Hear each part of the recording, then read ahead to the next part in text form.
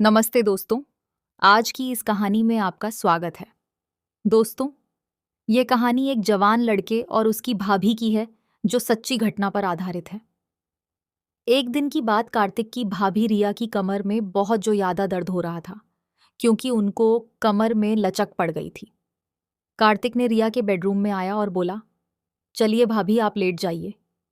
मैं आपकी कमर पर बाम लगाकर हल्की मालिश कर देता हूं ताकि आपका बचा हुआ दर्द भी ठीक हो जाए। रिया ने उसे मना करते हुए कहा, नहीं, रहने दो कार्तिक, मैं खुद कर लूंगी। कार्तिक ने कहा, आप खुद से बाम तो लगा लेंगी, लेकिन मालिश करना। कार्तिक के बारे में सोचते हुए कब नींद में खो गई उसे पता ही नहीं चला। अगली सुबह जब जागी तो उसने खुद को तरोताजा और शांत महसूस किया। नहाने के बाद दरिया ने बहुत सलीके से तैयार होकर ब्लैक रंग का सफेद कढ़ाई वाला जोड़ा पहना और ऊंची ही एल के सफेद सैंडल भी पहने। हल्का सा मेकअप करने के बाद वह किचन में नाश्ता तैयार करने लगी। नाश्ता बनाते समय हर बार वह किचन के दरवाजे पर आकर सीढ़ियों की ओर देख रही थी। कार्तिक एक काम पर जाने का समय हो गया था। जैसे ही वह नाश्ता तैयार करके बाहर आई, कार्तिक सीढ़ियों से नीचे उतर रहा था। आज तो बहुत ही बेहतर लग रही है भाभी जी, लगता है कल की मालिश का असर हुआ, कार्तिक ने मुस्कुराते हुए कहा। उसकी नजरें रिया के लिबास और फिर पेंसिल हिल वाले सैंडल पर थीं। रिया ने भी मुस्कुराते हुए जवाब दिया, असर तो हुआ, लेकिन तुझे कैसे पता? कार्तिक थोड़ा शर्माते हुए बोला, भाभी जी, आज आपने हमेशा की तरह हील के सैंडल जो पहने हैं तो मुझे लगा कि कमर का दर्द अब ठीक है। रिया ने हंसते हुए कहा, बिल्कुल बिल्कुल सही पहचाना तूने। अब डाइनिंग टेबल पर बैठ, मैं नाश्ता लेकर आती हूँ। फिर दोनों साथ में नाश्ता करने लगे। इसी इसी बीच कार्तिक ने रिया से पूछा, भाभी जी, आप कभी साड़ी नहीं पहनती क्या? रिया ने जवाब दिया, पहनती हूँ, लेकिन बहुत कम साल में।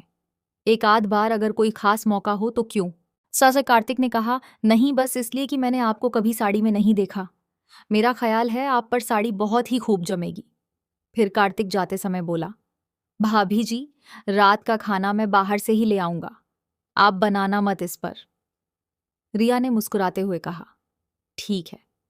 तो कार्तिक ने फिर कहा, अगर किसी और चीज की जरूरत हो तो बता दीजिए, मैं आते समय लेता आऊंगा। इस पर रिया ने कहा कि उसे किसी और चीज की जरूरत नहीं है, और फिर कार्तिक के जाने के बाद वह छोटे मोटे कामों में लग गई। इसके बाद वह ऊपर जाकर कार्तिक के कमरे को भी ठीक करने लगी। इसी दौरान रिया को उसके बेड के नीचे कुछ कपड़ा पड़ा हुआ नजर आया, तो उसने नीचे झुककर उसे बाहर निकाला तो उसकी आंखें हैरानी के मारे फटी की फटी रह गईं। वह एक सफेद रंग का रेशम ही अधविस्त्र था, जो शायद किसी लड़की की है। रिया ने उसे ध्यान से देखा और समझ गई कि किसी की व्यक्तिगत चीज हो सकती है जो गलती से यहां रह गई हो। उसने तुरंत ही कपड़े को एक तरफ रख दिया और कमरे की मधी सफाई करने लगा। इसी बीच उसे 3 दिन पहले की घटना याद आई। रोहन और रीना इसी कमरे में एक दूसरे के साथ थे। उसे लगा कि यह कपड़ा शायद रीना का ही होगा। रिया ने कपड़े को उठाकर देखा तो उस पर कुछ सफेद दाग नजर आए। उसे समझ यह देर नहीं लगी कि वह लोग कैसे हैं। इस दागों को देखकर वह किसी दूसरी दुनिया में खो गई। तभी अचानक बाहर मुख्य दरवाजे पर दस्तक हुई, तो उसने उस कपड़े को वापस बैठकर नीचे रखा और बाहर आकर दरवाजे की ओर देखा। उसने यह देखा कि पड़ोस में रहने वाली कोमल भाभी खड़ी थी। अरे भाभी, मैं अभी आती हूं, रिया ने कहा और जल्दी से कार्तिक का कमरा बंद किया और नीचे आकर दरवाजा खोला। कोमल, जो पड़ोस में रहती थी, अपनी उम्र के 35वें दशक में थी और घर में ही ब्यूटी पार्लर चलाती थी। कोमल अक्सर दोपहर में रिया के घर आ जाती थी या उसे अपने घर बुला लेती थी और दोनों इधर उधर की बातें करती थी। उस समय उस दिन भी रिया और कोमल गली मल्ली की ढेरों बातें कर रही थी। कोमल के जाने के बाद रिया ने एक बार फिर से नहाने का मन बनाया।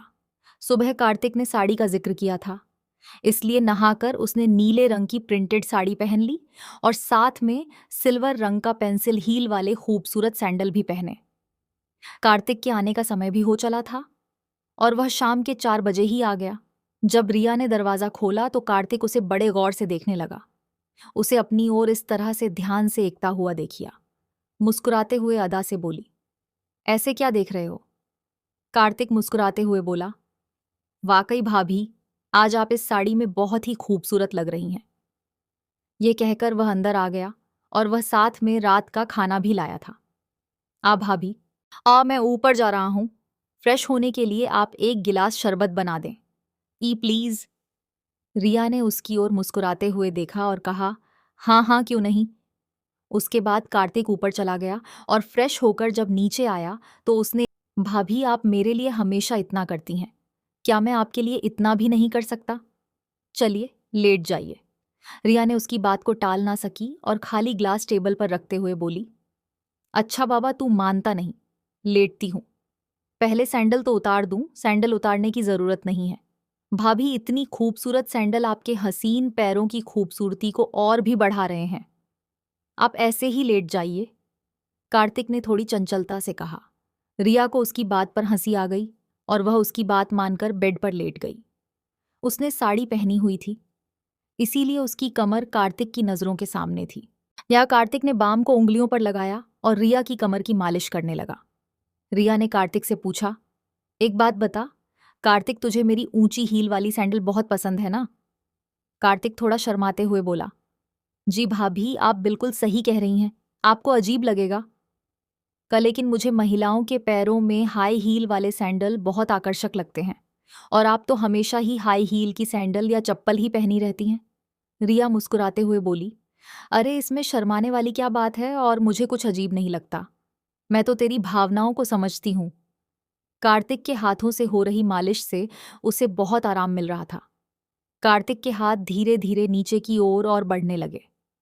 रिया के मजाक के मूड को देखते हुए कार्तिक ने भी थोड़ा हिम्मत दिखाते हुए कहा, भाभी आपकी त्वचा कितनी नरम है, अगर आप चाहे तो साड़ी को थोड़ा नीचे कर लें ताकि मैं अच्छे से मालिश कर सकूं और साड़ी भी गंदी नहीं होगी।